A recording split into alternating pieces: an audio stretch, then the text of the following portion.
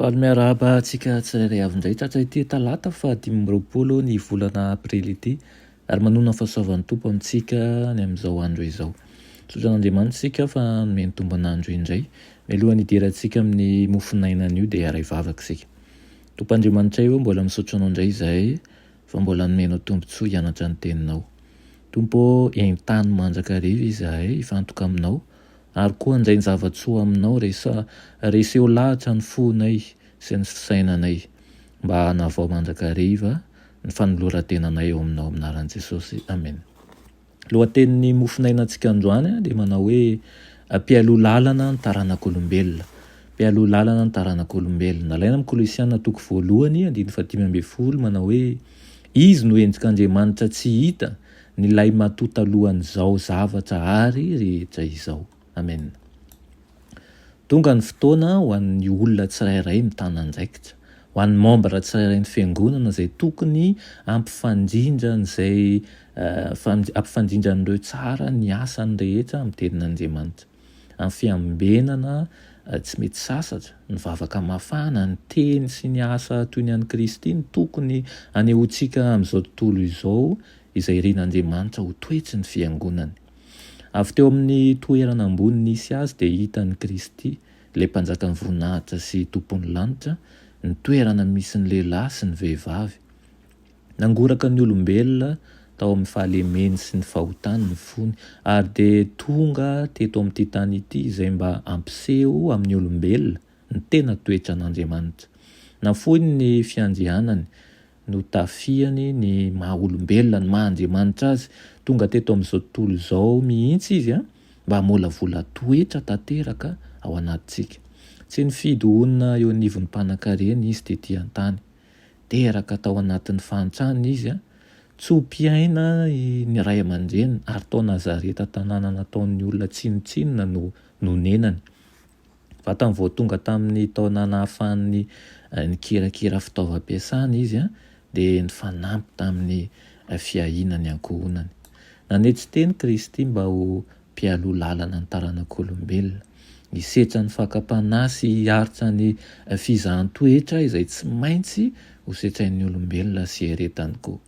Ny ilainy ny atsapa izay miatra amin'ny olombelona noho ny ataon'ny fahavalo mba halalan'ny fomba hamonjena ireo izay alaim-panahy. Ilay tonga olombelona sy nanana fiainana tonga lafatra teto amin'ity tany ity no natao hitsarantsika. Izy irery ihany no mety ho mpitsara antsika. Tsy ho adinoinareo ve izany re mpiray fanantenana malala? Tonga olombelona Kristy mba ahafahany ho tonga mpitsara sy mpitsara anao. Miangava anareo amin'ny alaran'i Kristy aho mba hitandrina ny fitsipika nomeny anareo, mba tsy hipetrahanareo na oviana eo amin'ny toeran'ny mpitsara.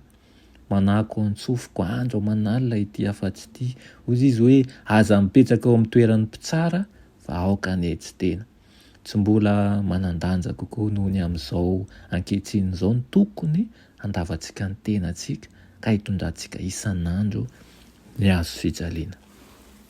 Raha fitinina ny mofinainantsika androany dia azadiny tokoa fa tao anaty fanaitretena lalina no nahatongavan'i Kristy.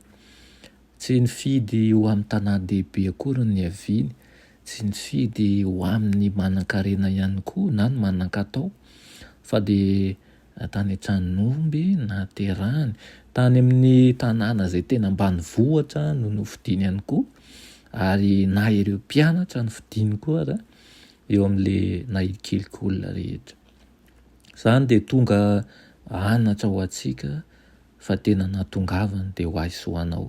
Ho an'ny olona rehetra izay ahiliky ny fiarahamonina ary koa tonga izy mba ho mpitsara azy, ho mpitsara anao, mba ho tonga hiaro azy, hiaro anao rehefa tonga ihany koa ny fitsarana satria izy ny mpitsara ary izy ihany koa no avoka ho ahy sy avoka ho anao. Ka engany mba tsy ho adinontsika tokoa izany.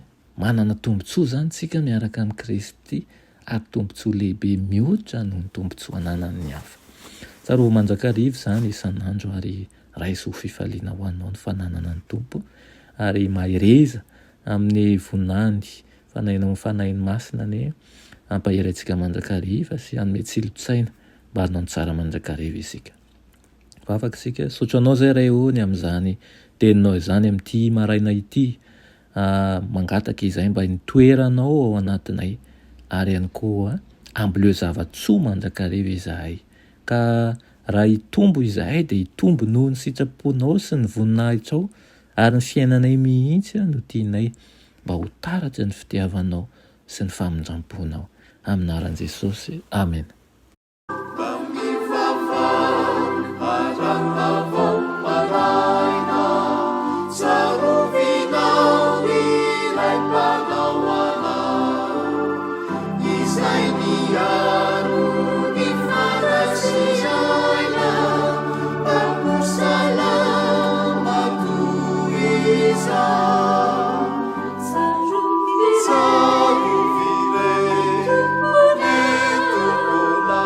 Savior.